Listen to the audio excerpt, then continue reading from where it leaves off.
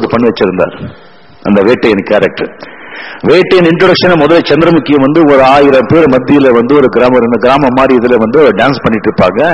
அங்க வந்து சும்மா கல்லா கல்லா கல்லா சொல்லி சவுண்ட் வரும். என்னடான்னு சொல்லி பார்த்தா இல்ல ஒரு 7 பேர் வருவாங்க அந்த வேட்டையன் மாதிரி கெட்டப்ல.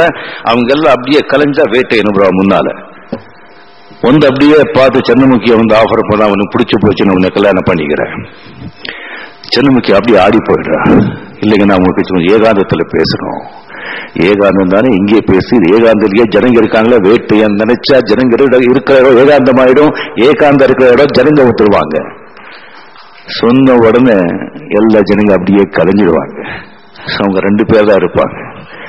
சொல்ல இல்லைங்க எனக்கு ஆல்ரெடி ஒரு காதலன் இருக்கா, நான் காதலிக்கிறேன். இந்த மாதிரி ரொம்ப ஊர்வசி மேனக்கே உனக்கு காதல்கள் இல்லைன்னு சொன்னாதான் நான் வந்து வருத்தப்படணும். காதல் இருக்கத்தான் இருப்பாங்க டெஃபினெட்லி.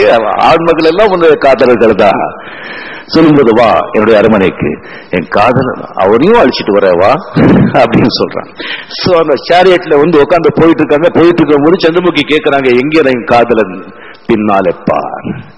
பார்த்தா அந்த காதல கை கால கட்டி இழுத்துட்டு வந்துட்டு இருக்காங்க.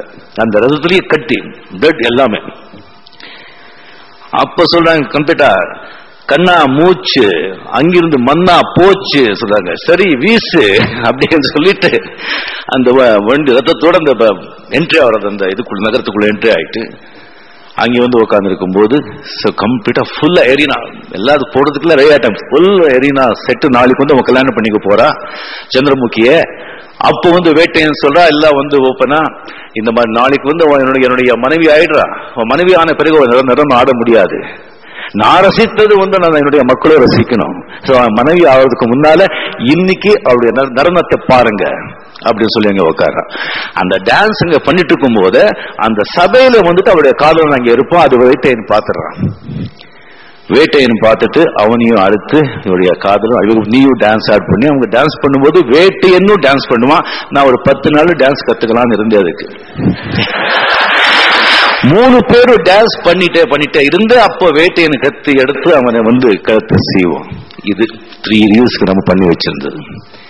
அதுக்கப்புறம் உட்காந்தா ஒரே கன்ஃபியூஸ் ஆகுது. அந்த வாசு சார் சொல்றாங்க இல்ல சார் நல்லா இருக்கு, ஃபுட்டேஜ் ப்ராப்ளமா இருக்கு. அதுக்கப்புறம் இது நம்ம எடுத்தோம்னு சொன்னா நம்ம வந்து சந்திரமுகியை மறந்துடுவாங்க, வேட்டையன் தான் நிற்பாங்க. நம்ம என்ன செய்யறது? அது ரொம்ப வேல்யூட் பாயிண்ட். நமக்கு சந்திரமுகி தான் போக்கஸ் பண்ணணுமே வழியா நாட் வேட்டையன். பிரபு அப்செட் ஆயிட்டாரு. சரி சந்திரமுகி வேட்டையன் தான் வேணும், இது வேணும் அப்படின்னு இது வேணும் அப்படின்னு சொல்லி யாரு சந்திரமுகி வேட்டையன் தான். இல்லைங்க இல்லப்பா நீ சொல்றது கேளுப்பா, அது ஃபுட்டேஜ் தூக்குப்பா, எல்லாம் அதெல்லாம் தூக்குப்பா அப்படின்னு. அதுக்கப்புறம் வந்து சோனு ராம்குமார் பிரபு நோ அது வேண்டாம்.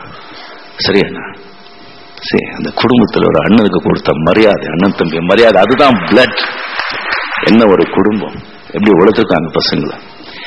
அதுக்கப்புறம் அதை கம்மி பண்ணி அதை வந்து அதுக்கப்புறம் பிரபு சும்மா விடவே நோ நோ நோ நெக்ஸ்ட் 2 டேஸ்க்கு அப்புறமே சேம்பருக்கு போயிட்டு வேட்டைன்னு சொல்லி டைட்டில் பிக்ஸ் பண்ணி இந்த படம் நாம எடுப்போம் அப்படின்னு சொன்னாங்க. இது அவ்வளோ இந்த வாசு மிக எப்படி அவங்க வேலை செஞ்சாங்க இதை பத்தி. என் படம் உங்க படம் சொன்னாங்களா? டெஃபினெட்லி நான் என்னுடைய படம் கிடையாது. யூ ஆர் த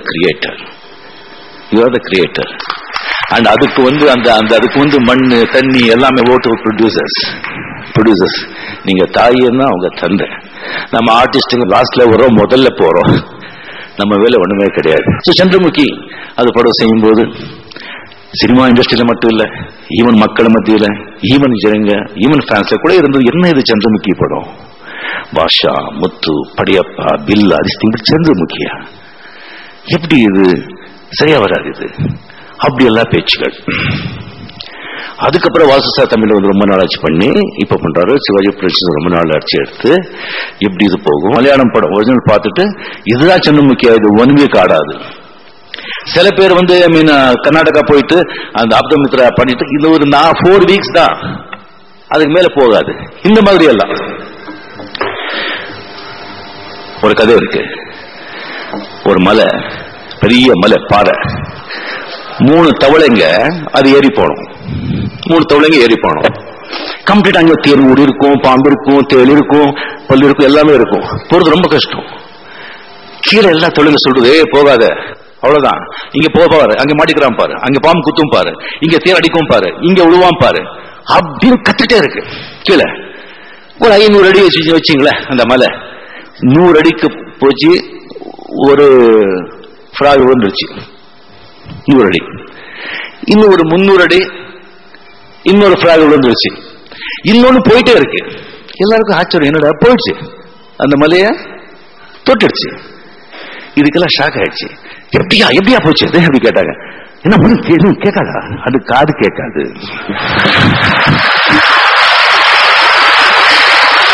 இது அந்த தவளை காது கேட்காது.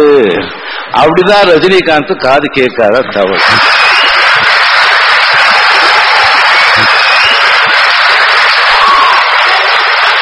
இது எனக்கு என்னமோ ஞானோதயம் நான் கண்டுபிடிச்சது கிடையாது. நான் பழகின பெரிய பெரிய மனிதர்கள் கிட்ட நான் கத்துக்கிட்டது. Sivaji sir, NTR sir, Rajkumar sir, இங்க உட்கார்ந்துருக்காங்க பாருங்க, கலைஞர் சார், அவங்க எல்லாம் பிராக்டிஸ் பண்ணிட்டு இருக்கிறது. எது எடுத்துக்கணுமோ அதை எடுத்துப்பாங்க, மிச்சது விட்டுடுவாங்க. போட்டாலும் சரி, தூட்டுனாலும் சரி. இல்லைன்னா அவ்வளவுதான், மனசு உடைஞ்சு முன்னுக்கு போக மாட்டோம். பினிஷ். பேசினவங்க பேசிட்டோம். வாழ்க்கையில சில சந்தர்ப்பங்கள்ல மனிதர்கள் மத்தியில பேச நம்ம செவடர்கள் ஆகணும். அப்போதான் நம்ம ஏதாவது சாதிக்க முடியும். இல்லைன்னா வாழ்க்கையை வீணா போயிடும். டாக்டர் கலைஞர் பத்தி பிரபுவர்கள் சொன்னார்கள், அவர் அப்பா கல்யாணத்துல மாப்பிள்ளை தொடர்ந்து இருந்தார், அவர் கல்யாணத்துக்கு வந்தார், அவர் பிள்ளை கல்யாணத்துக்கு வந்தார். ஒரு சின்ன அப்போ வந்தாங்க. அப்பா கல்யாணத்துல 52, 53 இருக்கும். சிவாஜி சார் அப்பவும் பேரும் புகழோட இருந்தார்.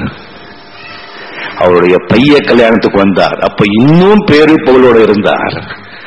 அவருடைய பைய கல்யாணத்துக்கு வந்தார், அப்ப இன்னும் பேரும் புகழோட இருந்தார். என்ன சாதனை ஐயா, என்ன சாதனை. Hats off. நீங்க இந்த விழாவில் நீங்க பங்கேற்று நம்மளை பெருமைப்படுத்துது ரொம்ப ரொம்ப சந்தோஷம். அப்புறம் இந்த சிவாஜி படத்துக்கு நீங்க என்னென்ன செஞ்சிருக்கீங்க, இந்த படத்தோட நல்லா ஆடுறதுக்கு நீங்க எந்த அளவுக்கு நீங்க காரணமா இருக்கீங்க அப்படிங்கிறது எல்லாரும் நமக்கு தெரியும். அதை எப்படி மறக்க முடியும்? நன்றியா, வணக்கம்.